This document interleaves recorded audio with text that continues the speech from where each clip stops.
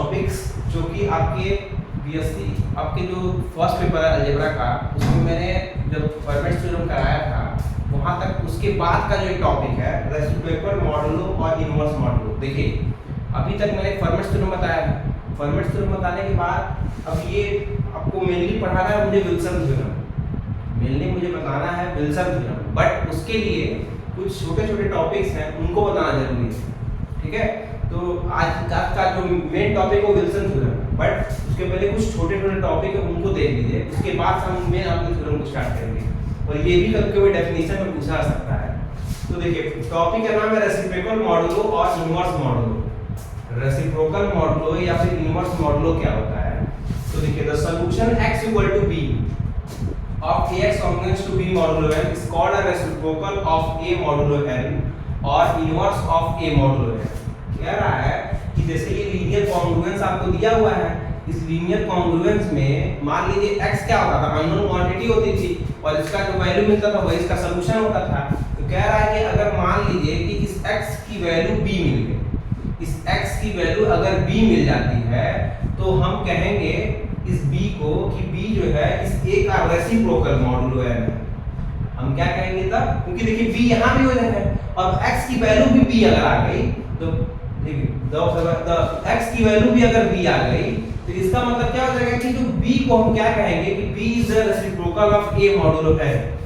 b is the reciprocal of a modulo n। देखिए ये पूरा एक चीज है, ठीक है, ये पूरा आप इसको a को एक साथ लिखिए, ये जो है ना दूर दूर नहीं थोड़ा पास लिखिए इसको, जैसे a मॉडुलो n, ठीक है, a मॉडुलो n को एक पास लिखिए, जैसे इसको एक साथ ही कह रहा है ना इसलिए।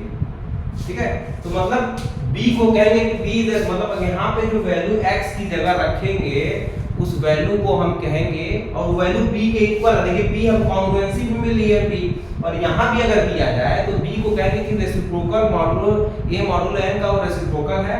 तो या फिर रेसिप्रोकल मॉडुलो को एक और नाम कहते हैं इनवर्स मॉडुलो है, इनवर्स मॉडुलो भी कहते हैं। तो रेसिप्रोकल मॉडुलो को हम इनवर्स मॉडुलो कहते हैं। मींस किसी भी लीनियर कॉन्ग्रुएंसी में मान लीजिए ऐसे एक लीनियर कॉन्ग्रुएंस आपको दिया हुआ है x congruence to b modulo n, और इसका जब हम सॉल्यूशन फाइंड किए तो सॉल्यूशन में ये x की जो वैल्यू मिली वो भी b मिल गई। x की वैल्यू जब b रखेंगे तो a भी हो जाएगा, तो हम कहेंगे कि b is the reciprocal of a modulo n, b is the reciprocal of a modulo n, या फिर inverse of a modulo n। ठीक है, ये इसका डेफिनेशन है। तो डेफिनेशन को आप लिख लीजिए। अभी जब मैं आपको विल्सन थ्योरम कराऊंगा तो उसमें ये डेफिनेशन यूज होगा, इसलिए मैंने इसको बताया। अब एक इंपॉर्टेंट थ्योरम है, ये देखिए छोटे नंबर में आपको ये थ्योरम आता है, 1-2 मार्क्स में इसको पूछा जाता है, ये अच्छा थ्योरम है। तो आइए इस थ्योरम का स्टेटमेंट देखिए। Prove that linear congruence ax congruence to 1 modulo n, ax congruence to 1 modulo n एक आपको लीनियर कॉन्ग्रुएंस दिया हुआ है। तो हमको प्रूव करना है कि इस ax कॉन्ग्रुएंस टू 1 मॉडुलो 1 का के पास सॉल्यूशन होगा कब, जब जीसीडी ऑफ a, n की वैल्यू 1 हो जाए। जब इफ एंड ओनली इफ लिखा हुआ है, इसका मतलब है कि जब जीसीडी ऑफ a, n की वैल्यू 1 होगी तब उसके पास सॉल्यूशन होगा, और अगर जीसीडी ऑफ a, n की वैल्यू 1 है इसका मतलब सॉल्यूशन है, और अगर सॉल्यूशन एग्जिस्ट कर रहा है तो उसकी जीसीडी 1 होगी। मतलब कन्वर्स पार्ट भी दिखाएंगे। मतलब इफ एंड ओनली, इसका i डबल एफ का मतलब क्या होता है, इसको पढ़ते हैं इफ एंड ओनली, या ऐसे कहीं लिखा हो, दोनों तरफ इंप्लाइज बना हो, एरो बना हो, तो उसको हम क्या कहते हैं, इसको भी हम लोग इफ एंड ओनली पढ़ते हैं। मींस उसका हम कन्वर्स पार्ट भी प्रूफ करें। तो आइए प्रूफ देखते हैं। देखिए सबसे पहले हम एक पार्ट लेके चलेंगे, दूसरे पार्ट को दिखाएंगे। तो पहले मान लेते हैं कि उसका इस लीनियर कॉन्ग्रुएंस ये ax congruence to 1 modulo n जो लिखा हुआ है, इसका मान लेते हैं कि सॉल्यूशन कोई एग्जिस्ट कर रहा है। मान लेते हैं कि इस कॉन्ग्रुएंसी का कोई सॉल्यूशन एग्जिस्ट कर रहा है। तो हमने मान लिया कि let x1 be any solution of linear congruence. मान लिया कि x1 कोई सॉल्यूशन है इस लीनियर कॉन्ग्रुएंस का। ठीक है, कौन सा linear congruence, ax congruence to 1 modulo n। भाई बोला था कि है द सॉल्यूशन, तो मैंने सॉल्यूशन मान लिया। x1 एक सॉल्यूशन है लीनियर कॉन्ग्रुएंस का। तो जब हम x1 सॉल्यूशन लेके चलेंगे और हम दिखाएंगे कि जो इसकी जीसीडी है a, n की 1 है। a, n क्या है, a ये है और n ये है, मॉडुलो n। तो n और a की जीसीडी 1 लानी है, अब ये चीज प्रूफ करना है। तो हमने जब x1 जब सॉल्यूशन मान लेंगे लीनियर कॉन्ग्रुएंसी का, तो इस x की जगह x1 आ जाएगा, इस x की जगह x1 आ गया, तो ax1 congruence to 1 modulo n हो गया। सेम लिखा हुआ है, x की जगह x1 आ गया बिकॉज़ आपने x को x1 से रिप्लेस किया है क्योंकि x1 का आपने सॉल्यूशन माना है। ठीक है, अब ऐसे अगर लिखा होता है ax1 congruence to 1 modulo n, तो इसको आप इस तरह लिख सकते हैं n divide ax1 minus 1। This is the definition of linear congruency. अगर आपने इसको देखा नहीं है तो अपने पिछले लेक्चर में जाइए, दो लेक्चर पहले, तो आपको वहां पे लीनियर कॉन्ग्रुएंस का डेफिनेशन मिलेगा, वहां से ये चीज आपको समझ आएगी कैसे मैंने डायरेक्ट डेफिनेशन होती है कि इस मतलब ये जो n है इनके डिफरेंस को डिवाइड करेगा। ax1 1 डिवाइड कर दिया, n इसको डिवाइड कर रहा है। अब आपको डिवाइडर की डेफिनेशन लगानी है, there exist t belongs to z such that ax1 1 equal to n dot t। ठीक है, ये भी आपको पता है कि ये क्या है, यहां से मैंने डिवाइडर की डेफिनेशन लगाई है, ax1 1 equal to n dot t। t एक कोई हमने इंटीजर मिलेगा आपको। ठीक है, तो अब क्या किए, 1 को उधर कर दिए, n और t को इस तरफ कर दिए, तो ax1 plus nt equal to 1। और ये आपको इसको आपको देख के क्या आता है, यूक्लिडियन एल्गोरिथम थ्योरम आपने पढ़ा है, उसमें मैंने बताया था कि अगर हम किसी लीनियर अगर किसी दो इंटीजर को किसी लीनियर उसके जीसीडी के लीनियर कॉम्बिनेशन में दिखा सकते हैं। दो इंटीजर को हम उसके जीसीडी के लीनियर कॉम्बिनेशन में दिखा सकते हैं। आपको याद होगा हमने प्रूव किया था d equal to ma plus nb, d equal to ma plus nb। तो d equal to ma plus nb कब लिखते थे, जब जीसीडी ऑफ a, b क्या है, d हो जाए।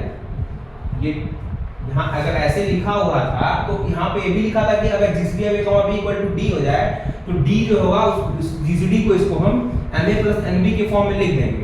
तो यहाँ पे आपका इंटीजर a था और n इंटीजर दोनों है, और इन दोनों इंटीजर को हमने दो किसी अलग इंटीजर के साथ लीनियर कॉम्बिनेशन में लिखा है जो कि 1 के इक्वल है। इसका मतलब क्या होगा कि बाय यहाँ पे लिख देगा by Euclidean algorithm, since by Euclidean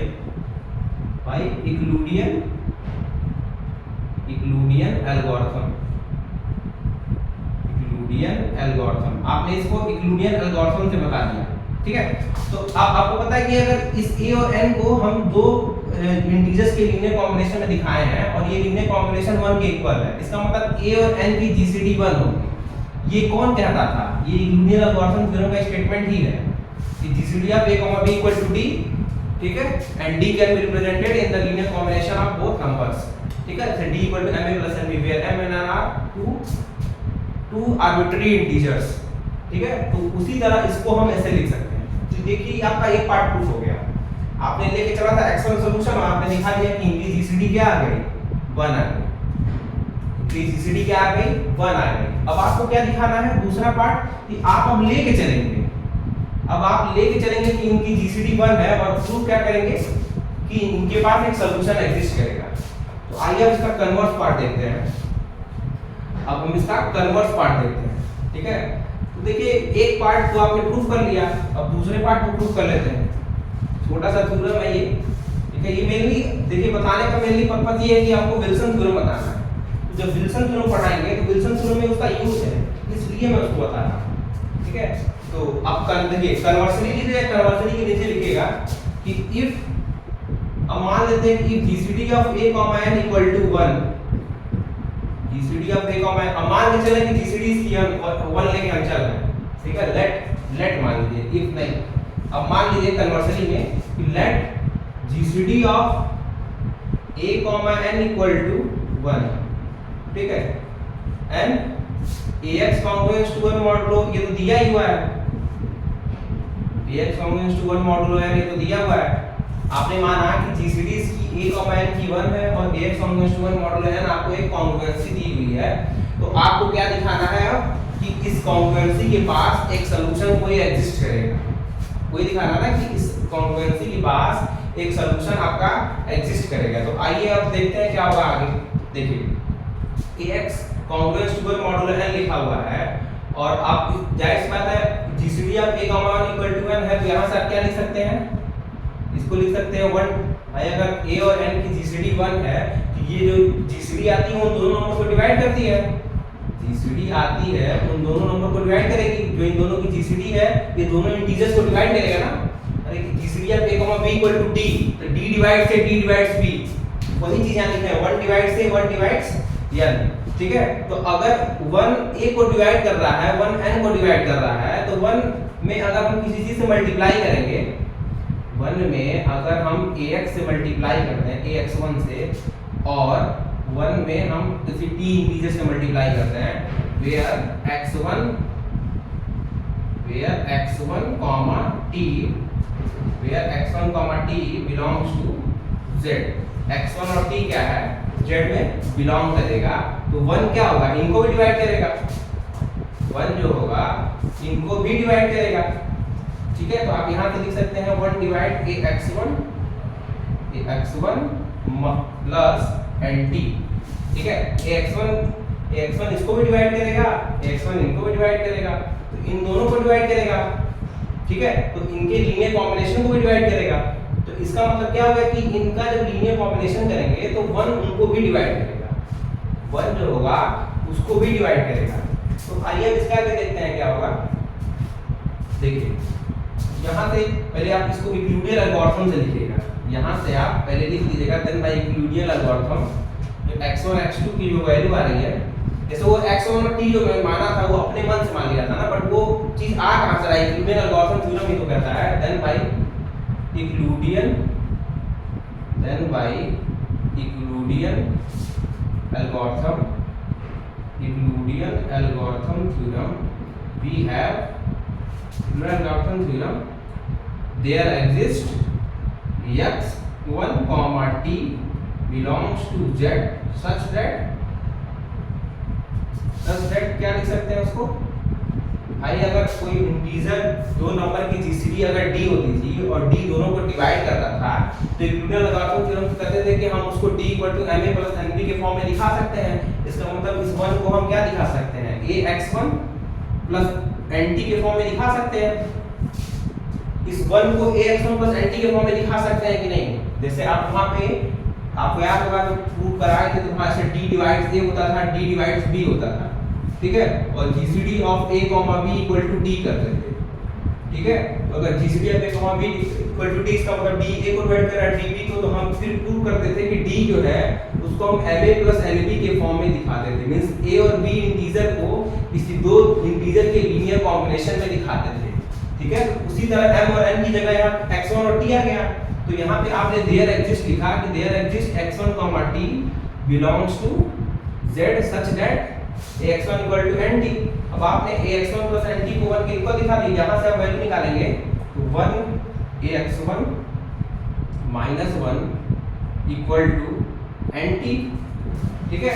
तो यहाँ से जब ax1 - 1 = nt हो गया, तो n डिवाइड्स, देखिए फिर वही उसका रिवर्स चल रहा है, इसके जो रिवर्स उसका उल्टा चल रहा है, जो इसके पहले कन्वर्स के पहले दिखाए हैं, पहले हम इसको ऐसे लिखे थे, उल्टा करके फिर वही काम करना है, क्योंकि हमको कन्वर्स ही तो प्रूव करना है, ठीक है। तो n डिवाइड ax1 - 1, ठीक है, और अगर n अगर ऐसे लिखा होता है n डिवाइड ax1 - 1, तो इसे हम क्या लिख सकते हैं, ax1 congruence to 1 modulo 1 n, यही तो होता था।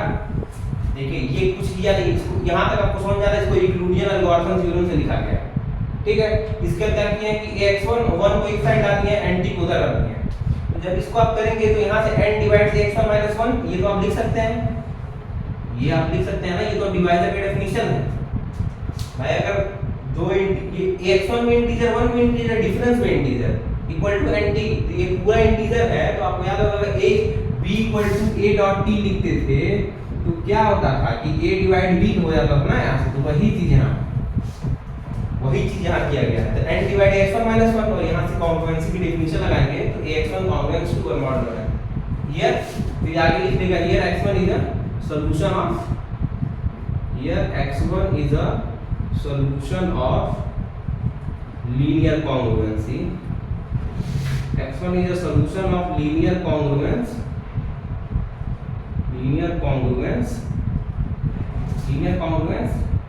क्या हो जाएगा, linear ax congruence to 1 modulo n,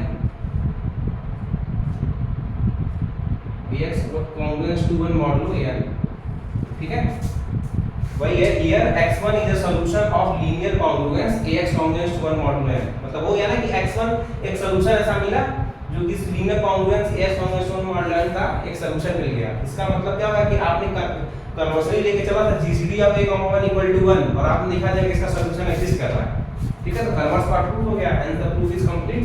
ठीक है, तो अब ये तो हो गया। अब आपको मेनली जो आपको थ्योरम प्रूव करना था विल्सन थ्योरम, अब उसको आइए देखते हैं। सबसे पहले उसका हम स्टेटमेंट देखेंगे। तो आइए अब देखते हैं विल्सन थ्योरम्स का स्टेटमेंट। देखिए विल्सन थ्योरम का स्टेटमेंट, देखिए इसके पहले फर्मेट थ्योरम का स्टेटमेंट देखा था, उसके ऊपर हमने प्रूफ पढ़ चुके हैं।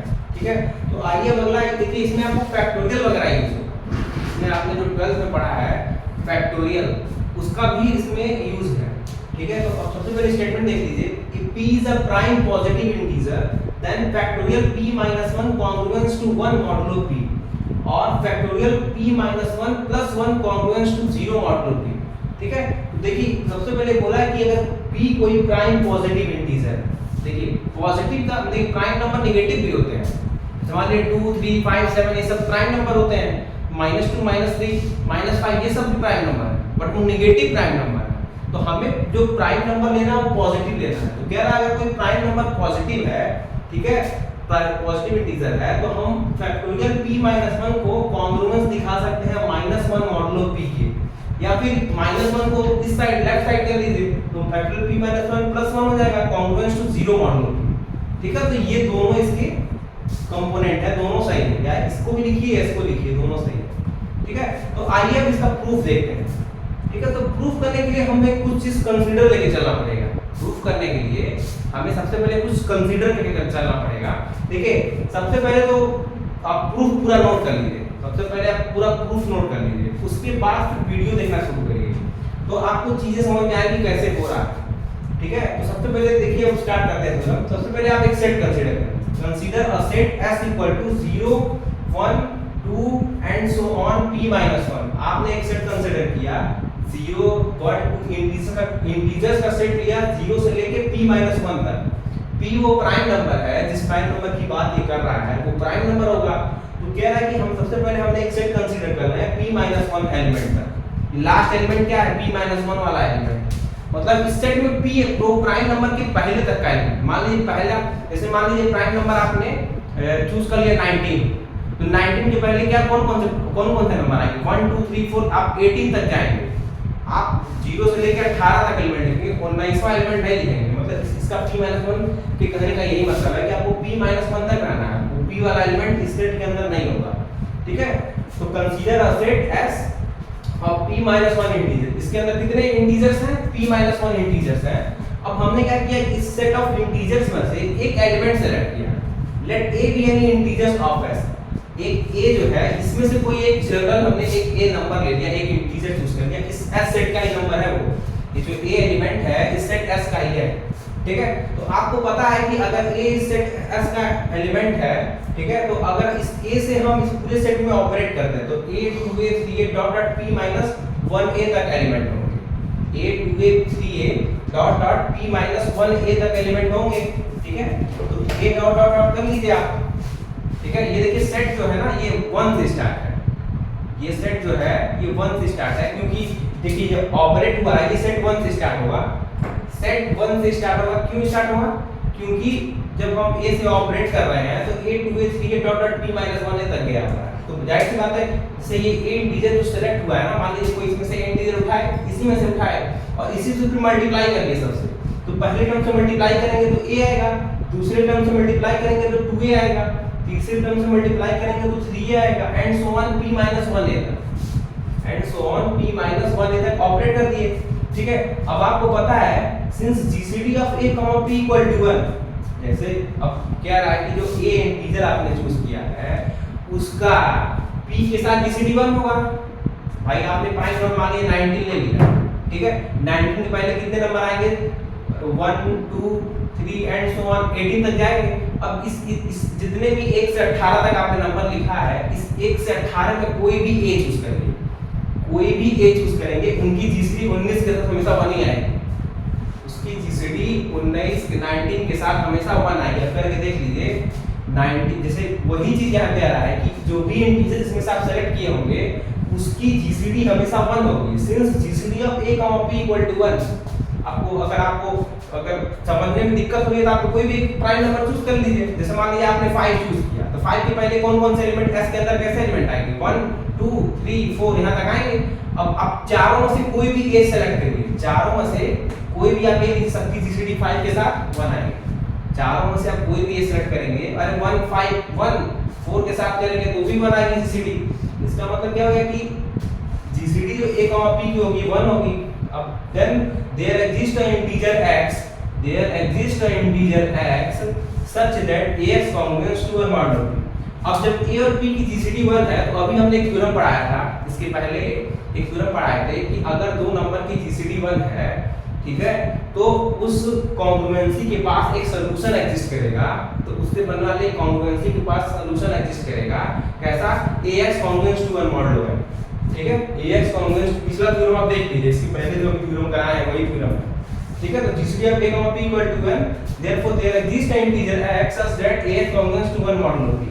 हम ax congruent to 1 mod p में लिख सकते हैं, एक हमें ऐसा सॉल्यूशन मिल जाएगा, एक हमें ऐसा सॉल्यूशन मिल जाएगा। अगर दो नंबर की जीसीडी 1 है तो एक ऐसा सॉल्यूशन हमें मिल जाएगा कि उसको हम ax congruent to 1 mod p के फॉर्म में दिखा सकते हैं, ठीक है।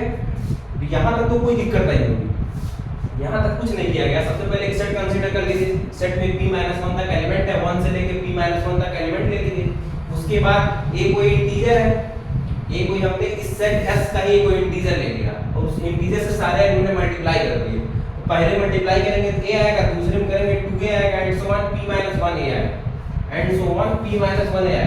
अब आपको पता है GCD of a, p equal to 1, भाई प्राइम नंबर के साथ प्राइम नंबर के पहले तक एलिमेंट है, a कोई इनमें से ही होगा ना, तो उनकी जीसीडी हमेशा 1 आएगी। अब कोई भी प्राइम नंबर सेलेक्ट करके देखिए हमेशा 1 आएगा जीसीडी, ठीक है। तो जब दो नंबर की जीसीडी 1 होती है तो उसको a congruent to 1 mod p के फॉर्म में शो कर सकते हैं, क्योंकि हमें एक ऐसा सॉल्यूशन मिल जाएगा। There exist an integer x such that, क्योंकि अभी पिछला थ्योरम पढ़ाए हैं, उस थ्योरम का ही स्टेटमेंट था ये, उस थ्योरम का ही ये स्टेटमेंट है, ठीक है। तो यहां तक तो क्लियर हो गई। ये इसको आप मान लीजिए इक्वेशन 1, ठीक है, इसको आप नाम दे दीजिए इक्वेशन 1। अब देखिए, अगर इस x जो सॉल्यूशन है, ये फॉर्मूला में x क्या होता है, अननोन क्वांटिटी होती है, इसी का सॉल्यूशन के बारे में बात करते हैं ना। तो अगर मान लेते हैं कि अगर x की वैल्यू 1 के इक्वल है, if x let a equal to x, हमने माना कि x को a के इक्वल माना, इस कॉन्ग्रुएंसी में x की वैल्यू a के इक्वल ली। जब आप a के इक्वल लेंगे तो क्या हो जाएगा, a square congruence to 1 modulo p, a square congruence to 1 modulo p होगा। फिर आप डेफिनेशन लगाएंगे, लीनियर कॉन्ग्रुएंसी की डेफिनेशन लगाएंगे तो क्या लिख पाएंगे, p divides a square minus 1, p divide a square minus 1, ये वाली लाइन, ठीक है। अब a square minus 1, a square minus b square लिखा हुआ है, तो a minus b, a plus b में ब्रेक कर दीजिए, a square minus b square का फार्मूला बन गया ना। तो a square minus b square का फार्मूला क्या होता है, a माइनस b एक ब्रैकेट में, a प्लस b दूसरे ब्रैकेट में, उसमें a minus 1 into a plus 1 लिखा गया है। तो अब ये प्राइम नंबर या तो a माइनस 1 को डिवाइड करेगा या तो फिर a प्लस 1 को डिवाइड करेगा, ठीक है। अब कहेंगे क्यों सर दोनों को डिवाइड कर सकता है, दोनों में से किसी एक को डिवाइड करेगा ना। जैसे मान लीजिए आपने 17 लिया है, ठीक है, 17 लिया है, 17 कोई प्राइम नंबर है। अब 17 को किसको डिवाइड करेगा, 17 को कर सकता है, या तो फिर 1 और 17.1 ही करेगा ना, तो 1 के अलावा कुछ ले ही नहीं सकते आप। तो यहाँ पे क्या हो जाएगा, 1 के अलावा कुछ ले ही नहीं सकते, ठीक है। तो either p divides a minus 1 या फिर p डिवाइड्स a प्लस 1, मतलब या तो इसको डिवाइड करेगा या तो इसको डिवाइड करेगा। अब दोनों केस डिस्कस करेंगे, एक बार इसको डिवाइड करके देखेंगे, एक बार इसको डिवाइड करके देखेंगे। सबसे पहले हम इस p डिवाइड्स a माइनस 1 करते हैं। तो अगर a माइनस 1 को डिवाइड किया, ठीक है, a माइनस 1 को कोई प्राइम नंबर डिवाइड कर रहा है और आपको पता है कि आपने जो प्राइम नंबर, आपने जो a चूज किया हुआ है, आपने जो a नंबर सेलेक्ट किया है, कहां सेलेक्ट किया, इस s से, आपने इस s से सेलेक्ट किया नंबर। आपको पता है इस s में p-1 एलिमेंट है। p-1 एलिमेंट का क्या मतलब है कि अगर प्राइम नंबर की वैल्यू 5 है तो a की वैल्यू या तो 1 हो सकती थी, 2 हो सकती थी, 3 हो सकती थी या तो 4 हो सकती थी। यही 4 पॉसिबिलिटी है। अगर p की वैल्यू 5 है तो a की पॉसिबिलिटी 4 ही हो सकती है, या तो 1 होगी या तो 2 होगी, या तो, क्योंकि हम 5 नहीं ले सकते, a की वैल्यू 5 नहीं ले सकते क्योंकि p-1 एलिमेंट है, एक 5 से कम एलिमेंट होंगे ना, ठीक है। तो जब इसकी 4 ही पॉसिबिलिटी है तो वही चीज यहाँ लिखा है कि अगर हम प्राइम नंबर मान लीजिए 5 से डिवाइड कर रहे हैं तो 5 से डिवाइड कर रहे हैं तो भाई 5 से कोई नंबर कब डिवाइड होगा, या तो 5 हो या तो 1 हो, या तो 5 हो या तो फिर 5 1 में नहीं सकता ना, या तो 5 ही हो या तो फिर 0 हो जाए, 5 हो जाए या फिर 0 हो जाए तो ही डिवाइड हो सकता है।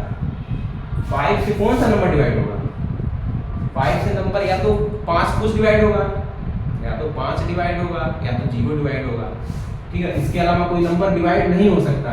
तो वही काम किया गया p डिवाइड a माइनस 1, और आपको पता है कि a माइनस 1 हमेशा p से छोटा है। जब a माइनस 1 p से छोटा है इसका मतलब a माइनस 1 की वैल्यू 0 हो जाएगी। वही चीज जैसे 5 को मैंने लिया था, 5 से आप खाली किया तो 5 हो जाए, तो ये तो हो ही नहीं सकता। 5 a माइनस 1 की वैल्यू कैसे हम p तो हो ही नहीं सकती ना, क्योंकि a माइनस 1 क्या हो जाएगा भाई, a अब ले रहे हैं, a ऑलरेडी छोटा है, a माइनस 1 तो और छोटा हो जाएगा, तो प्राइम नंबर p के इक्वल नहीं होगा, ठीक है।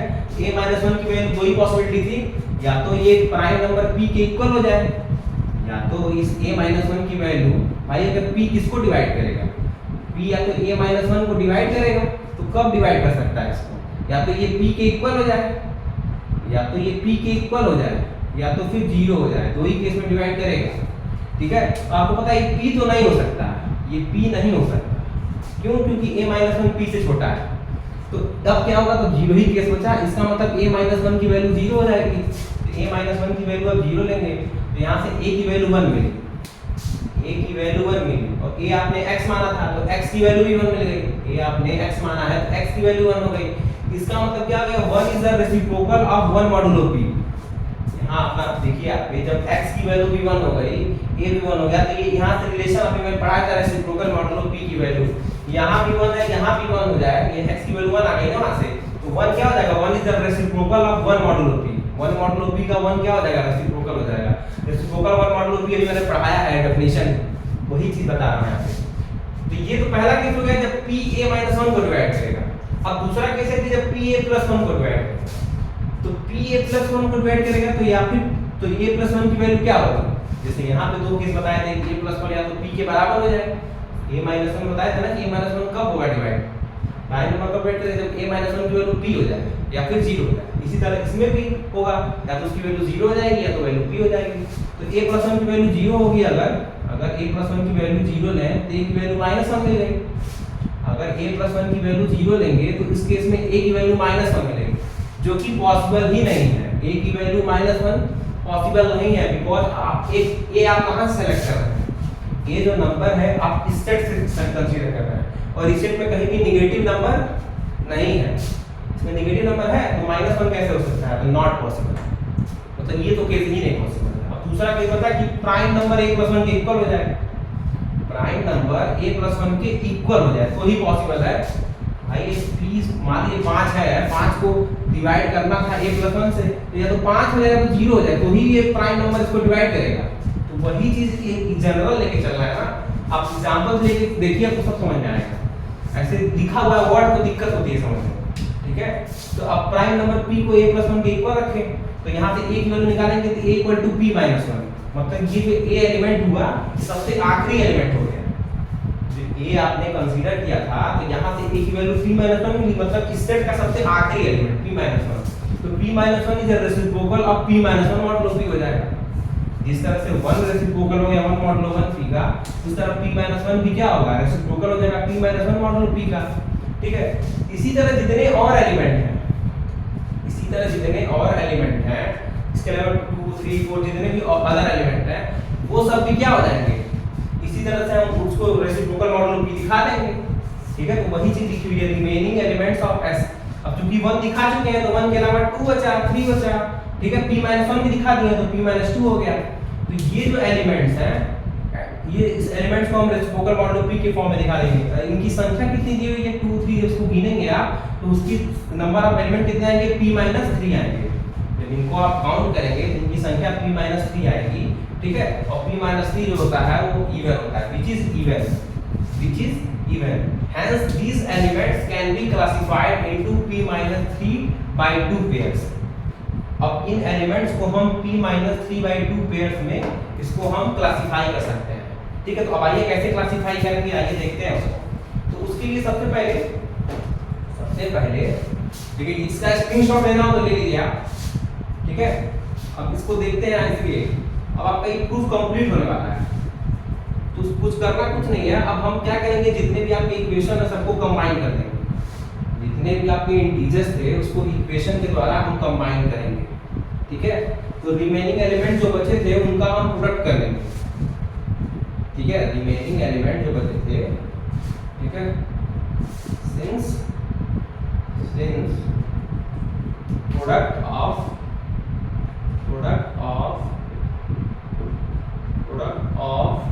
each element, product of each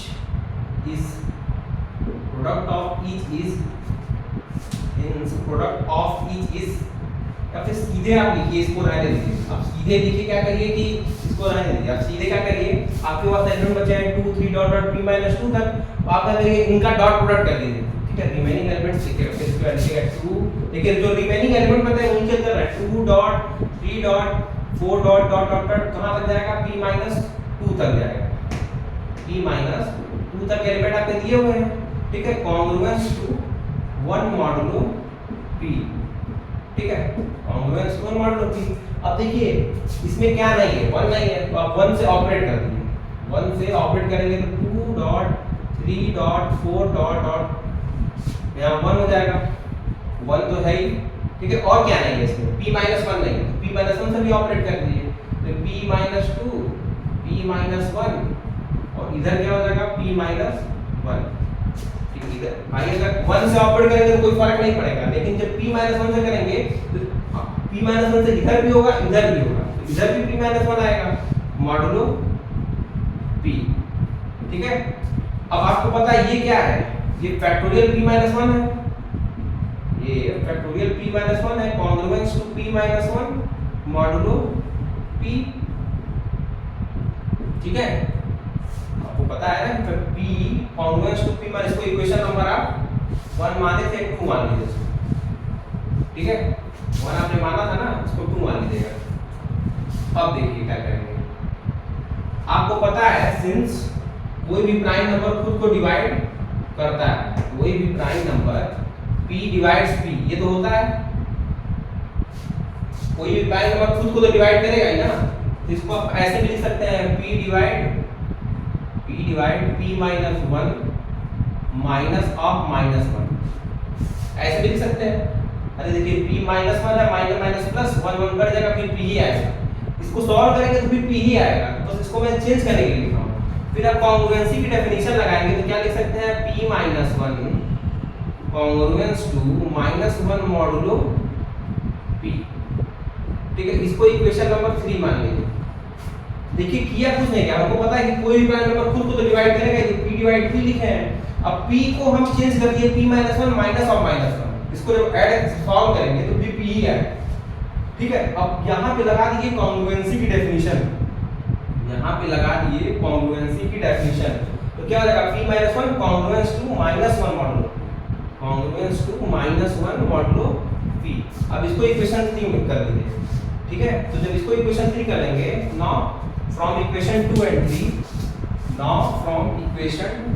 3 we have, अब दोनों इक्वेशन को कंबाइन कर दीजिए, दोनों इक्वेशन को कंबाइन कर दीजिए। तो जब दोनों इक्वेशन को कंबाइन करेंगे, ठीक है,